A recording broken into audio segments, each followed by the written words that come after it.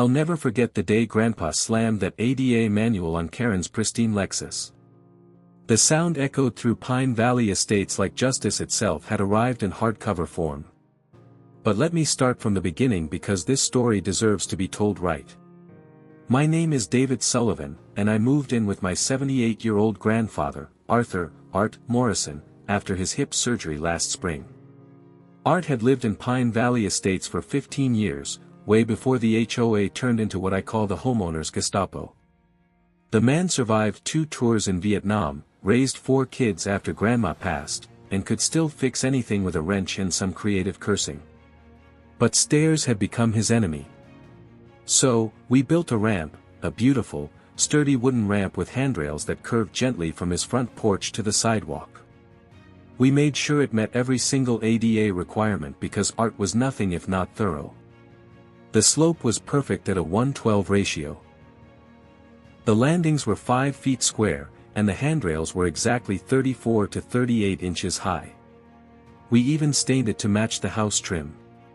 That's when I first met Patricia Hawthorne, the HOA president who ruled Pine Valley Estates like it was her personal kingdom. She pulled up in her white Mercedes SUV while we were adding the finishing touches, her perfectly styled blonde hair not moving an inch. As she stepped out, she wore a pink blazer that probably cost more than our entire ramp project, and her expression looked like she'd just bitten into a lemon covered in vinegar. She stood there for a full minute, just staring at our ramp with her hands on her hips. Then she spoke in a voice that could freeze hellfire. "What exactly do you think you're doing to this property?" she asked, pulling out her phone to take pictures from every angle. Art leaned on his cane and gave her his sweetest grandfather smile. "Making it so I don't break my other hip trying to get my mail, Patricia," he said calmly. I could tell he was already sizing her up like he used to size up opposing linebackers in his high school football days. Patricia's face turned an interesting shade of red that clashed with her blazer. "This is an unauthorized modification to your home's exterior," she said, typing furiously on her phone. "All changes must be approved by the Architectural Review Committee before installation. This monstrosity will need to be removed immediately." Monstrosity. I stepped forward, but Art held up his hand to stop me. He'd dealt with people like Patricia before. "Patricia," he said, his voice still pleasant but with an edge that made me pay attention, "this ramp is medically necessary and fully compliant with federal law. The Americans with Disabilities Act supersedes any HOA regulations. I'd be happy to show you the documentation." She laughed, and it sounded like a hyena choking on its own arrogance. "I don't care what your documentation says. This is Pine Valley Estates, not some government housing project. We have standards here, and that," she pointed at our ramp like it personally offended her, "violates at least 6 of our architectural guidelines." Over the next 2 weeks, Patricia launched what I can only describe as a psychological warfare campaign against us. First came the official violation notice, printed on HOA letterhead so fancy it probably cost $5 a sheet. The notice claimed our ramp violated sections 3.2, 5.7, and 8.1 of the Pine Valley Estates architectural standards. Then came the daily drive-bys.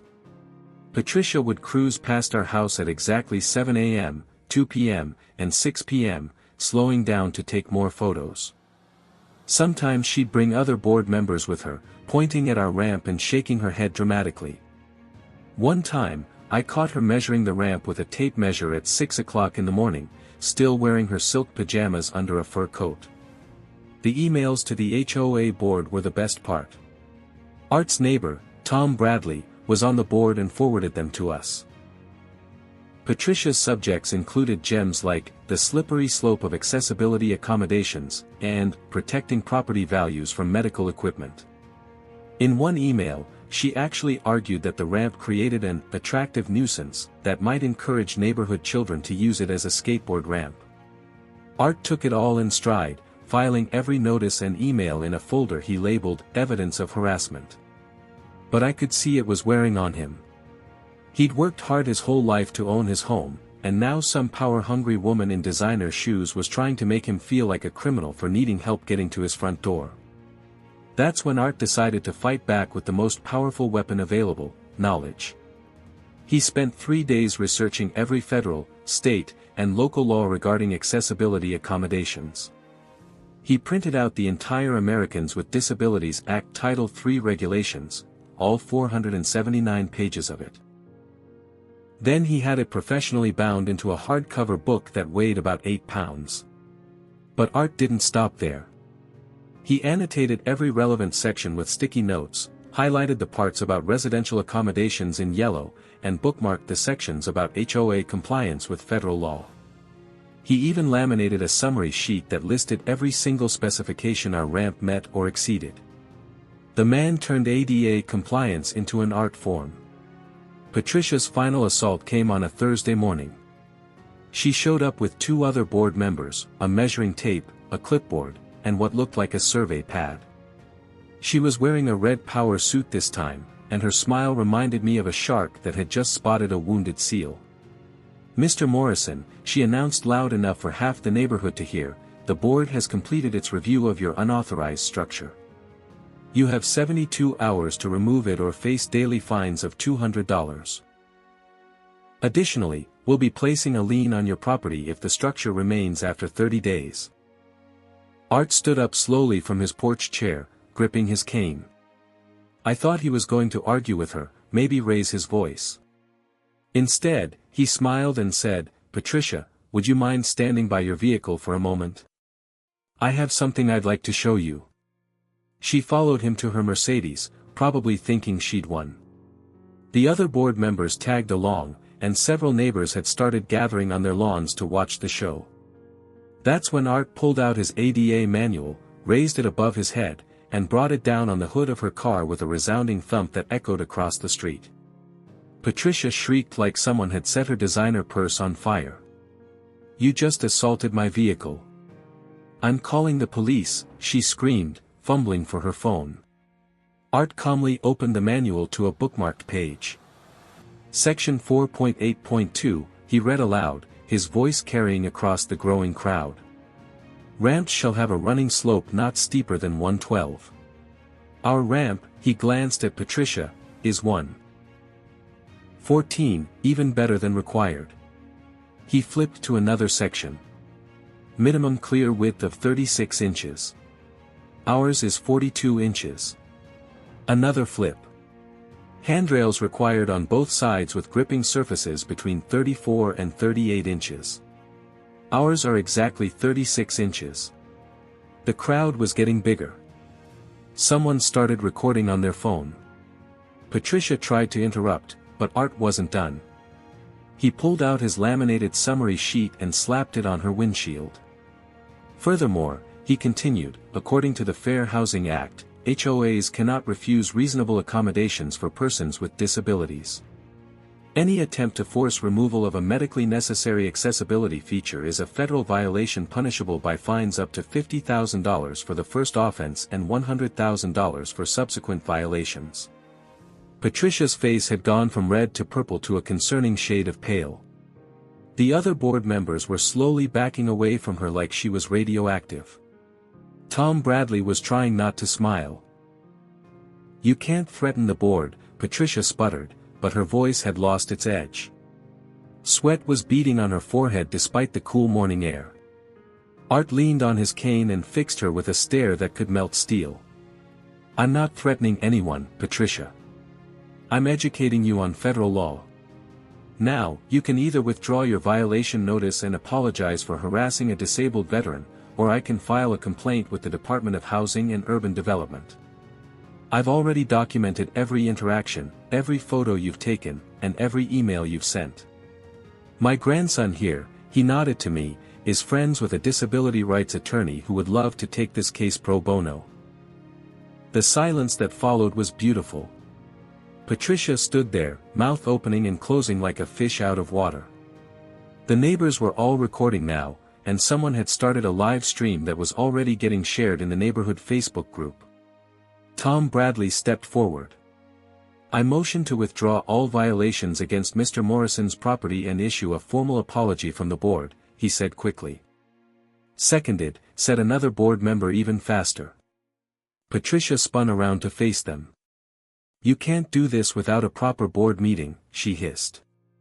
"Actually," Tom pulled out his phone, "according to our bylaws, the board can take emergency action when facing potential legal liability.